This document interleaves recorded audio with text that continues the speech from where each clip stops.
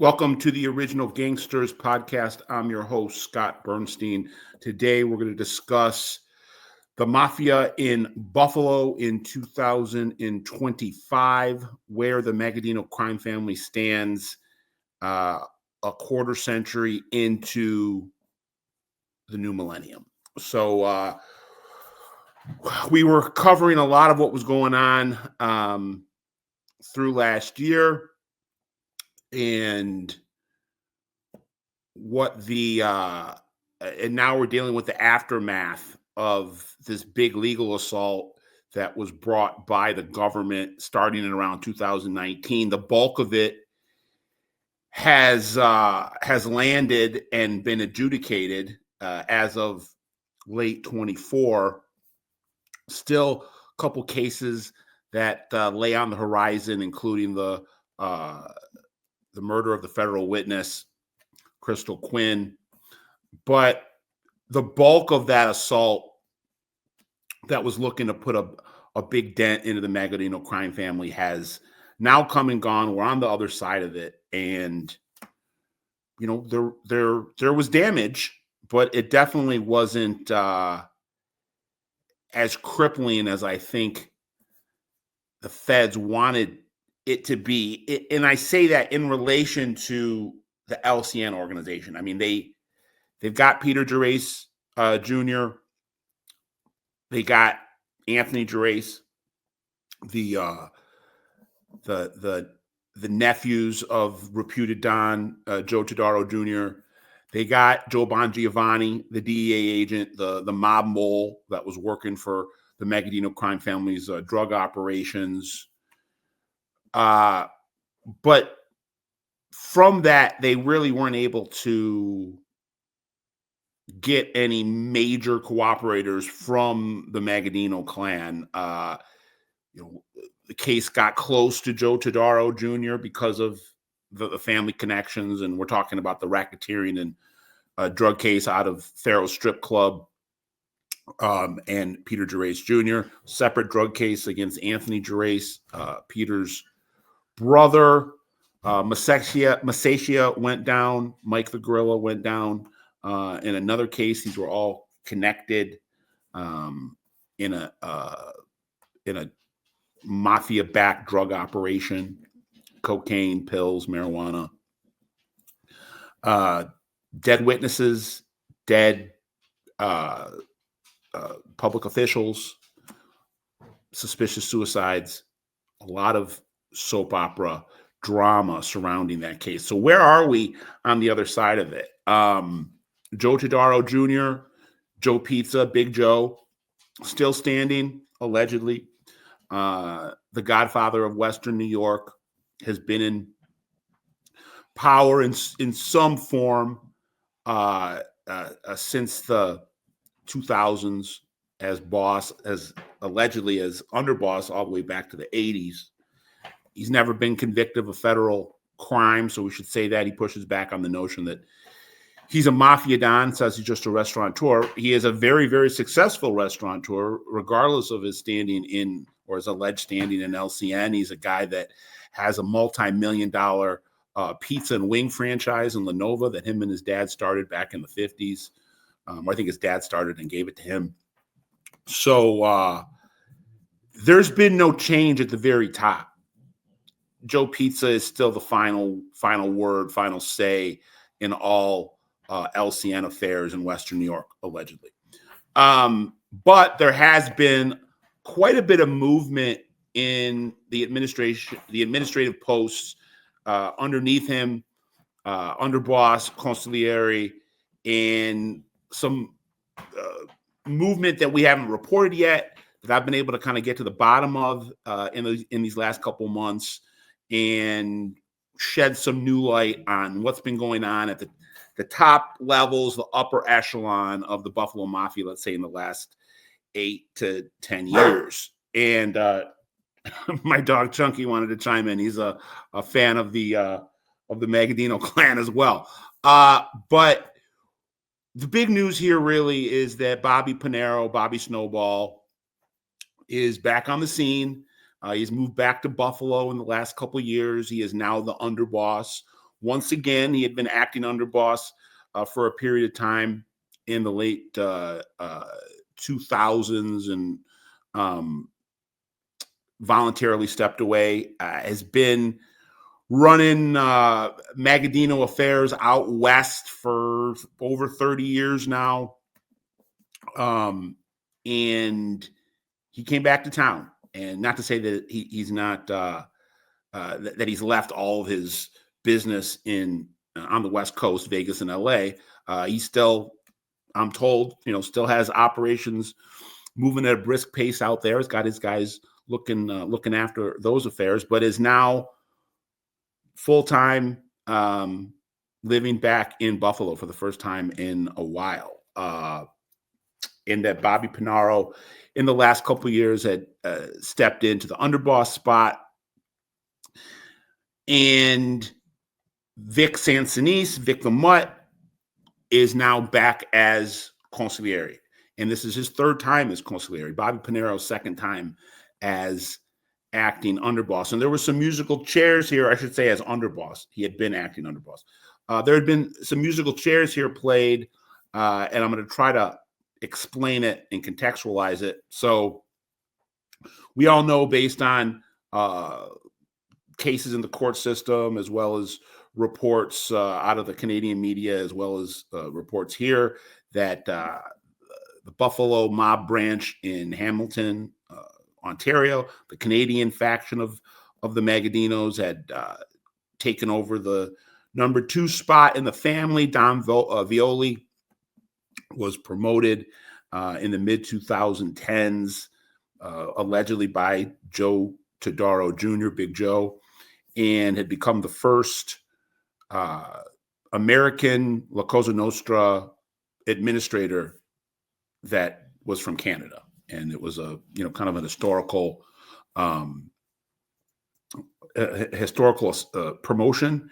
And Don Violi was very proud of it. He got caught bragging on a wire about it, ends up going to prison for racketeering, and he's demoted.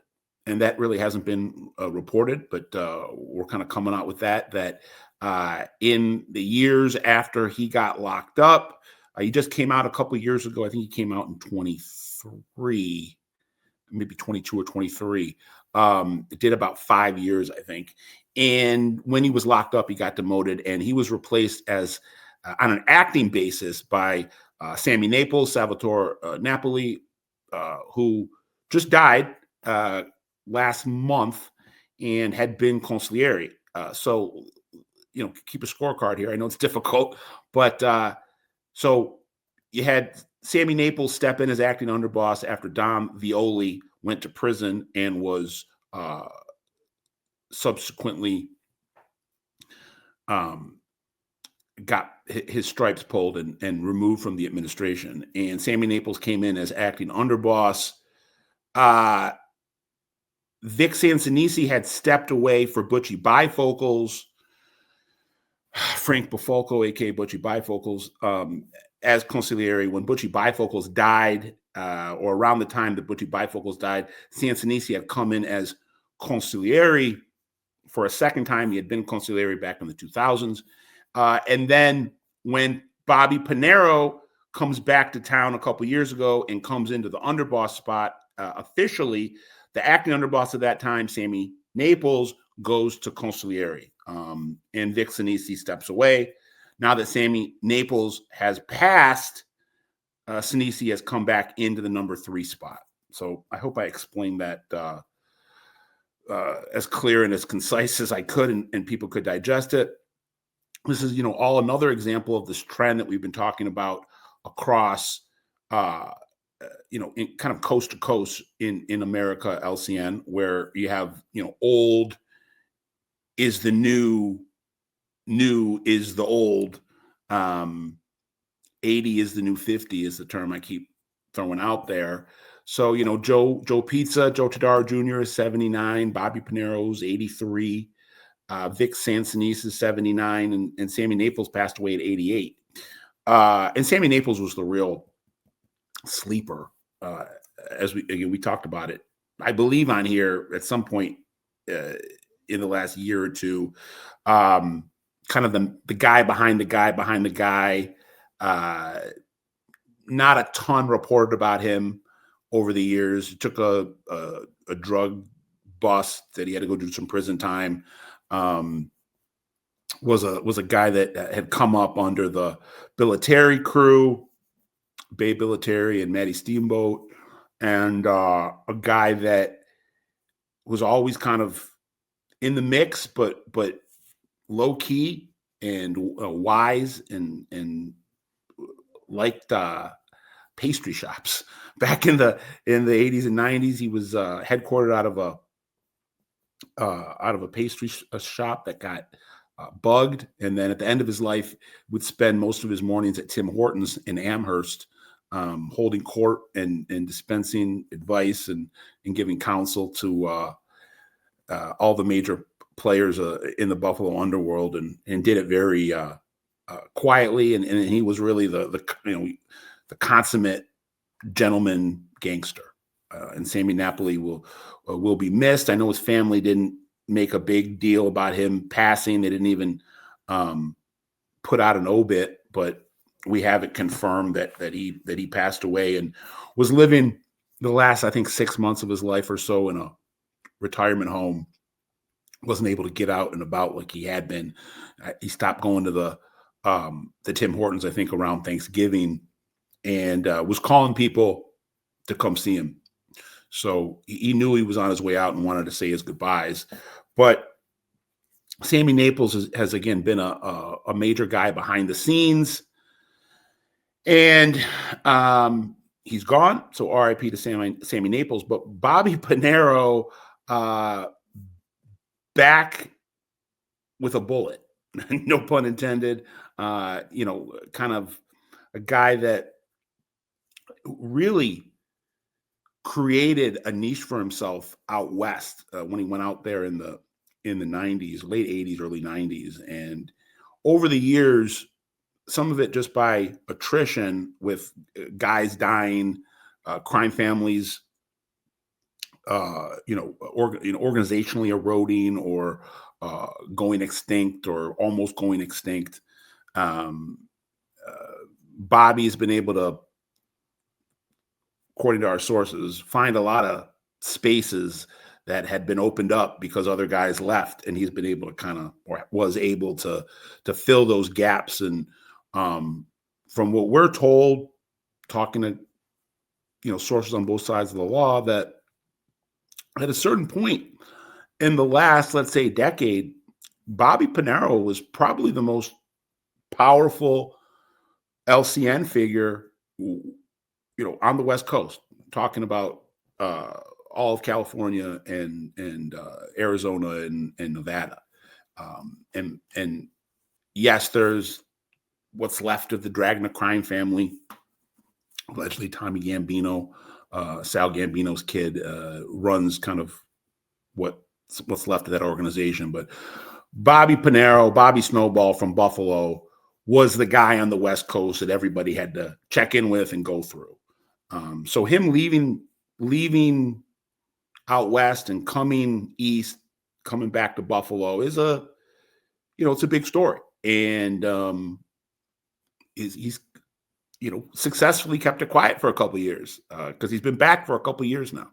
And we're just reporting it now that Bobby is back and has stepped back into the hierarchy and is number 2, the underboss. We're told he has a lot of business investments, legitimate business investments in Western New York right now. Some of them in partnership, we're told, with family members as well as Vic Sansonis.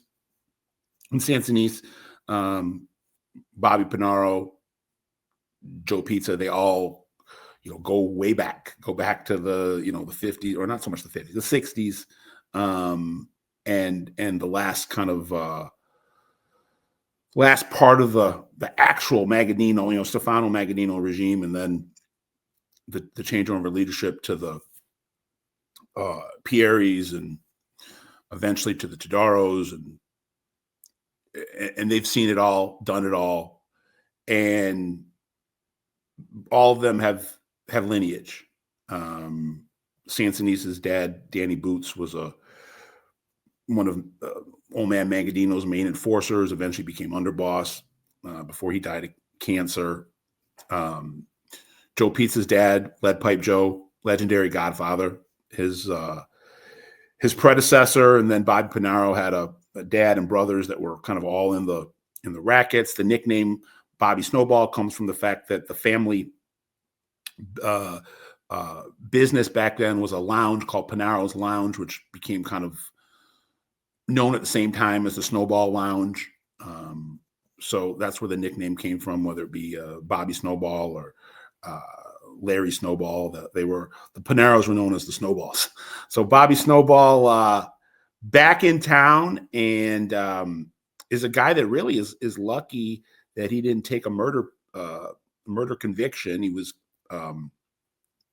indicted back in the 90s for the murder of Chicago mob associate Fat Herbie Blitzstein, where the Buffalo mob and the LA mob raided Blitzstein's rackets.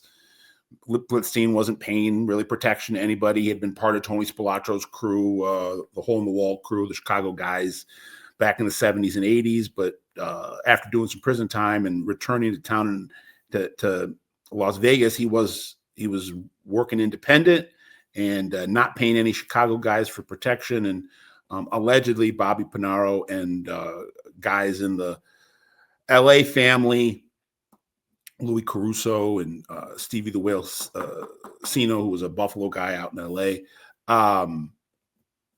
went in, tried to get a piece of him.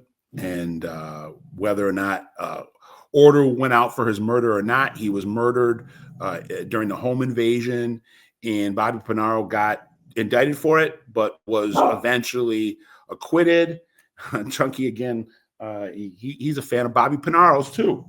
He doesn't like the fact that Bobby Panero got indicted, but again, Bobby beat that case and had to end up doing 6 years for racketeering, and went back to Buffalo for a little bit.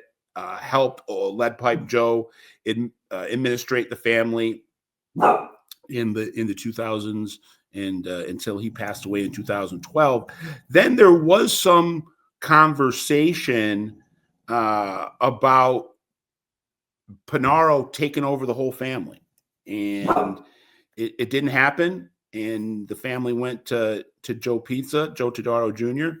And I don't think there's really any active bad blood between those two. Bobby Panero's his underboss, is Joe Pizza's underboss right now. But there was some talk at the end of Lead Pipe Joe's life that Bobby Panero was going to be the guy that took the reins and took the Buffalo mob to the top spot, took the throne.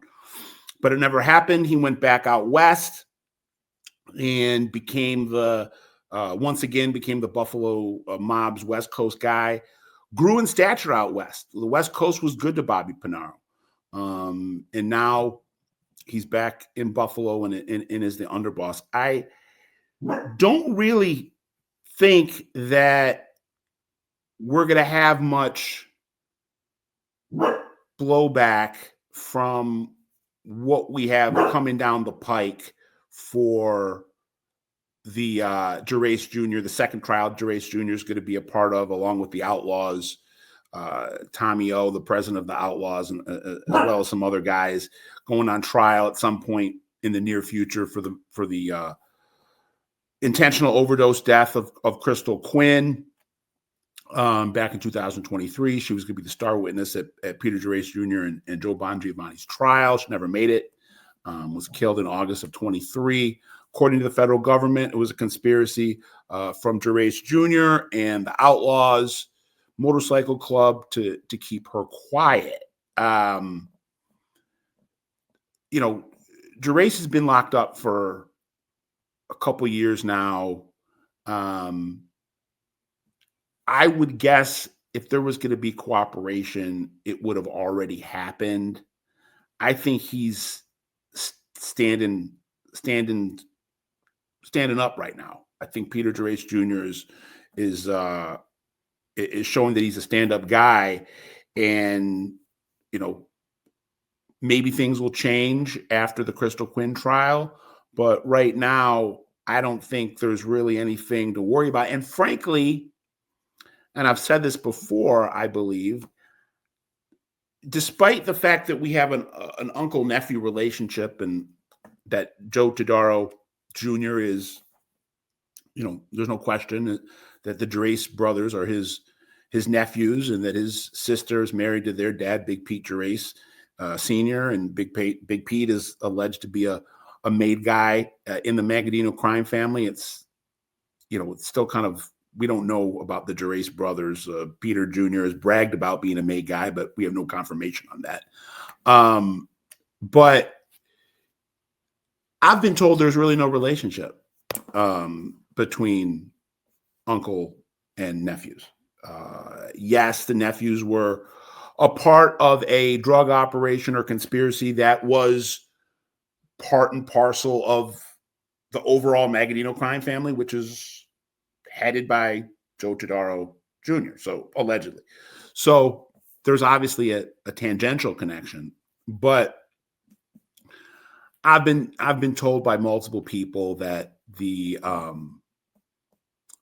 nephews do not have much communication at all with their uncle Joe Pizza or Big Joe, and that there was no counsel given or tribute given, and that even if Peter Gerace Jr. ends up cooperating, it's really not the Magadino crime family that has to worry. From what I'm told, it's the Outlaws and Tommy O. That's an episode. That's a subject for another episode. But I think we're 6 years after the first charges dropped against Bon Giovanni in 19. Then they came for Gerace Jr. in 21. Finally, both cases went to trial in 24 with convictions. I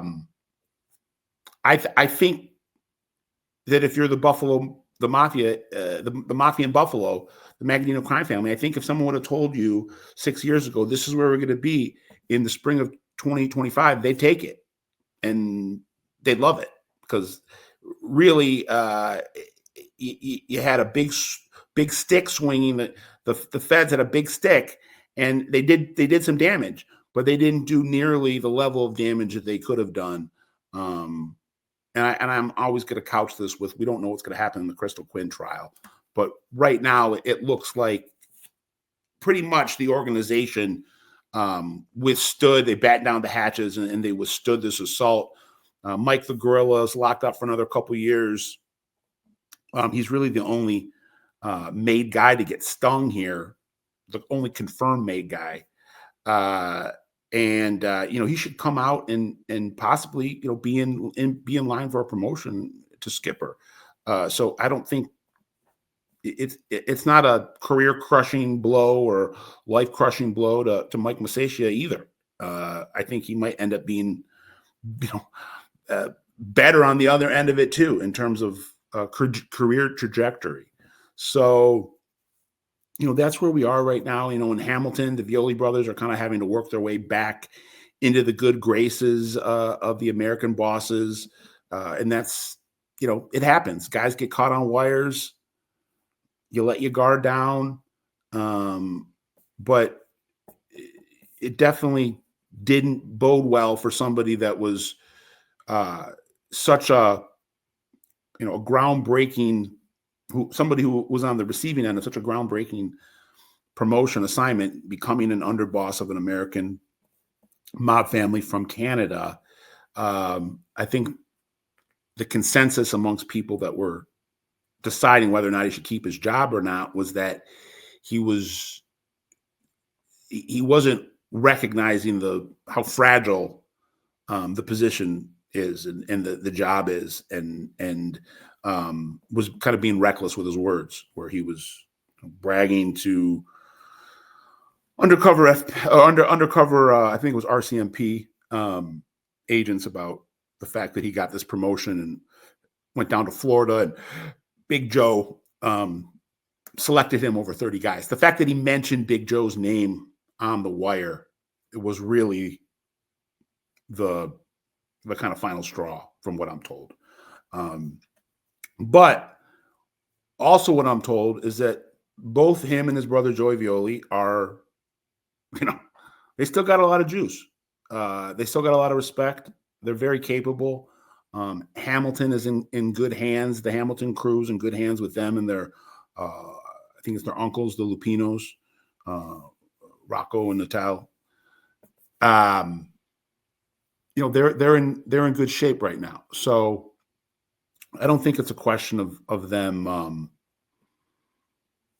being out of the game. They're just gonna have to work their way back into the rotation. It's like if you're a basketball player and you're not playing well, you have a bad shooting streak, and coach sits you down for a couple games to get your confidence back, and then you get checked back in and you start working your way back to the top of the rotation where you start getting those shots again. So I think the Violis are in that scenario now where they have to regain some trust, but I'm sure they will. They're young guys, relatively young guys, and there's no word that the Hamilton crew in general is in bad standing, but there was that situation that had to be addressed, and the higher ups, both in Buffalo and in the five families, wanted Don Violi removed from underboss. For a while, Sammy Naples took the spot, and now Bobby Panero has that job, and Vic Sansonis is back in at Consigliere. We've reported that. Sansonis, another guy, real low key. Everybody in Buffalo, real low key. Now, Bobby Panero would probably be one of the more high profile guys, and he's a pretty low profile, high profile guy. Sansonis is a guy that I'm told likes to be on the golf course more than he likes to be at a mob social club playing cards. This is a guy that's incredibly business minded, just like Big Joe, just like Bobby Panero. I mean, Bobby Panero might be a dyed-in-the-wool gangster type, maybe a little bit more so than on the other guys, but he's also a big-time earner and knows how to work the white-collar rackets with the best of them. And that's why Bobby has the reputation that he has coast to coast and has been able to reach the levels that he has. But Sansonis is more in the mold of Big Joe Todaro, and doesn't like to pop his head out and likes to keep a tight circle and do everything as under the radar as possible. And I think this is a mob family right now in 2025 that is a lot better for the wear than you would have thought a couple of years ago. And I think that's where they stand right now in 2025 with a administration where, again, the new is old is new. Two guys have been slotted back into the top three that have been there before. Bobby's been there twice. Vic Sansonis has been there 3 times. So RIP to Sammy Naples. And, good luck, I guess, to the Violi brothers getting their stripes back. I have no doubt that they will either be skippers soon or possibly back into the administration as the years go on, because they represent the younger generation in this crime family, even if they're from Canada.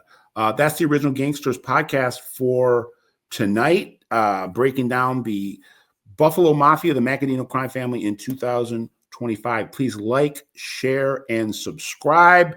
My bulldog Chunky says good night, and shout out to Erie County in Western New York and everybody out in the Magadinos.